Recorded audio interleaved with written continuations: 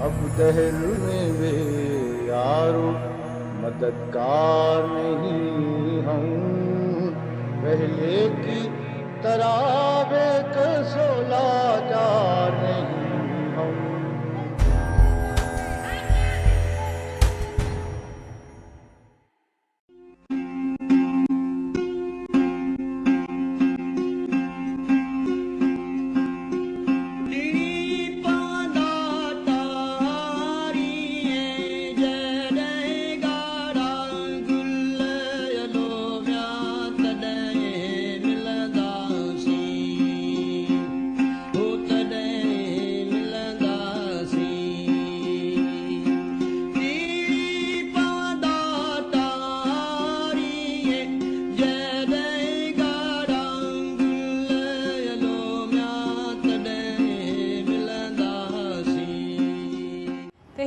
پاکستان میں عورتوں کی جدوجہد پرانی اور ہنگامہ خیز رہی، لیکن جسے شاید ہی کبھی یاد کیا جاتا یا منایا جاتا ہے۔ نئی ریاست کی تعمیر میں مساوات کے پہلے مطالبے کے ساتھ ہم اس تحریک کے بانیوں کی جدوجہد کا جشن منا رہے ہیں۔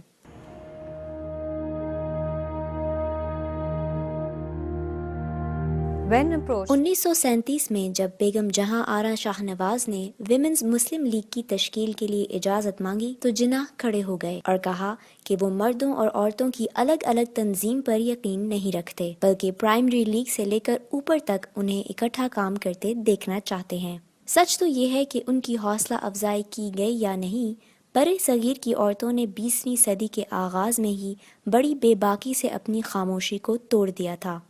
پہلا قدم خواتین کی اصلاحی تحریک اور انجمن خواتین اسلام کی صورت میں اٹھایا گیا، جس نے تعلیمی حقوق، حق وراثت، ووٹ دینے کا حق اور ایک سے زیادہ شادیوں کے خاتمے کا مطالبہ کیا۔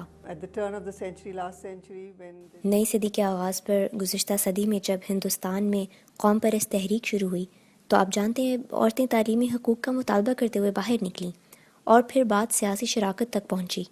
ہمیں اس عمل کو ایک ایسی تحریک کے طور پر دیکھنا ہوگا جو کئی دہائیوں سے موجود تھی اور یہ بالآخر تحریک پاکستان میں منتج ہوئی۔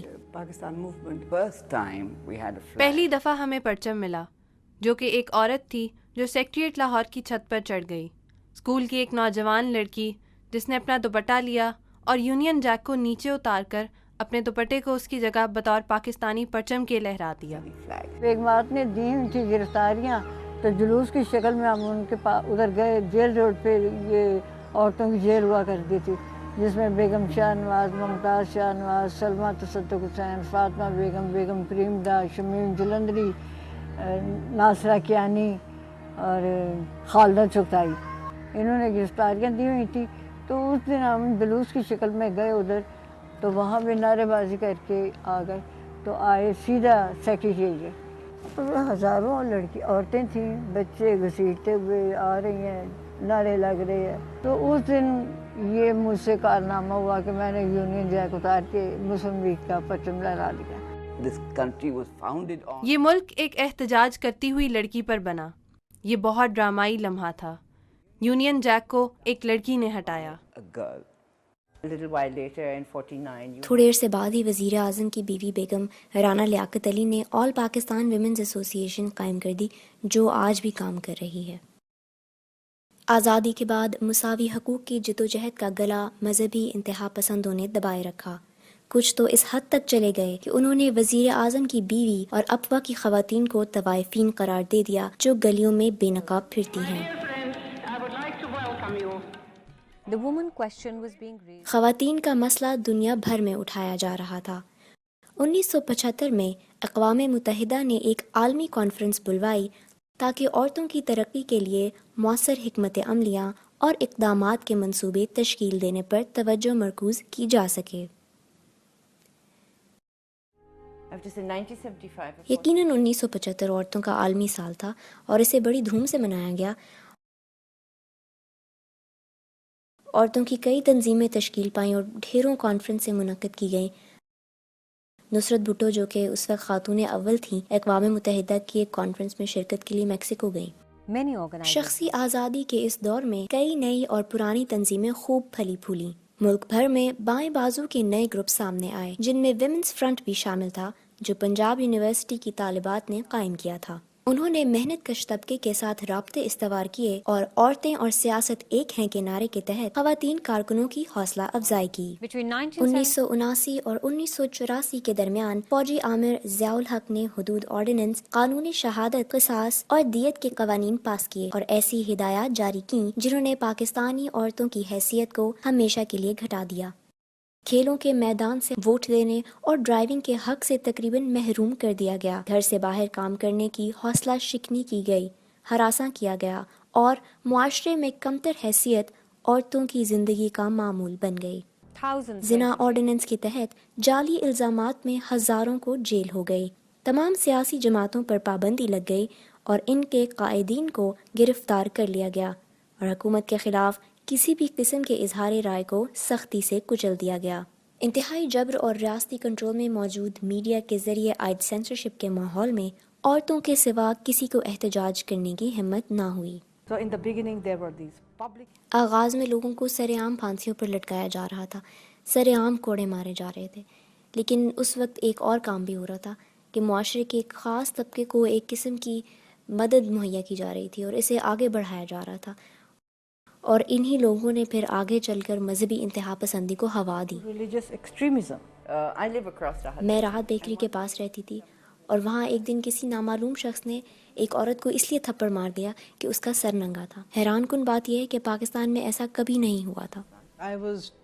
مجھے بتایا گیا کہ میں چند موضوعات پر مخصوص پروگرام نہیں کر سکتی، مثلاً او خدایا طلاق پر پابندی تھی، مرد کے ساتھ کسی بھی قسم کا تعلق ممنوع تھا، چاہے وہ آپ کا باپ ہو یا خاوند، بھائی یا کوئی اور ہاں، وضاحتیں، ہر روز کی وضاحتیں، یہاں کیا ہوا تھا، تم نے ایسا کیوں کیا، تمہاری آستینیں کیوں جھانک رہی تھیں، تمہارا گلا کیوں نظر آ رہا تھا، تمہارے کان کیوں دکھائی دے رہے تھے، یہ قطعی وحشتناک تھا، یہ سب کیا ہو رہا تھا۔ اس موقع پر ہم نے صرف وہی کیا جو آپ جانتے ہیں، بس بہت ہو گیا، ہمیں اب کچھ کرنا ہوگا۔ شرکت گاہ کے کراچی کے دفتر میں اس وقت کی تمام خواتین تنظیموں کا اجلاس بلوایا گیا اور کہا گیا کہ دیکھو کیا ہو رہا ہے۔ دلچسپی رکھنے والے دوسرے افراد کو بھی دعوت دی گئی۔ اجلاس میں صرف 30 سے 40 خواتین شریک ہوئیں جن کا کہنا تھا کہ انہیں کچھ کر کے دکھانا ہوگا۔ ہم ملک کے خفیہ اداروں کا نشانہ بن چکے تھے، ہم ہر طرح کے جبری اقدامات اور ریاستی جبر کا نشانہ بن چکے تھے۔ تنقید کرنے والوں میں جماعت اسلامی سب سے آگے تھی۔ یہ عورتیں جو باہر نکلی ہیں طوائفیں ہیں، انہوں نے طوائف کا لفظ استعمال کیا تھا، ان باہر نکلنے والیوں کا نکاح جائز نہیں۔ عورتیں فی الحقیقت یہ کہہ رہی تھیں کہ دیکھو ہم یہاں موجود ہیں، ہم یہاں سڑک پر ہیں، ہم جد و جہد کر رہی ہیں، ہم لب کھول رہی ہیں، ہم نہ اندھی ہیں، نہ گونگی ہیں اور نہ بہری ہیں۔ یہ وہ حقیقت تھی جسے یہ لوگ نہیں چاہتے تھے کہ دنیا دیکھے۔ جو مسئلہ انہوں نے اٹھایا وہ ہمیں تو براہ راست متاثر نہیں کرتا تھا، مگر پاکستان کی عورتوں کو متاثر کرتا تھا۔ حدود آرڈیننس کا زیادہ تر نفاذ غریب ترین طبقات پر ہوتا تھا، وہ متاثر ہو رہی تھیں۔ مڈل کلاس سے تعلق رکھنے والی عورتوں اور شہری عورتوں میں سے چند ایک ہی اس آرڈیننس کا نشانہ بنی۔ دہی سندھ میں سندھیانی تحریک نے عوامی تحریک کے خواتین ونگ کے طور پر ہاری کسان تحریک کی جابرانہ اور جاگیردارانہ روایات کے خلاف قیادت کی اور اس کے لیے نئے نئے طریقے آزمائے۔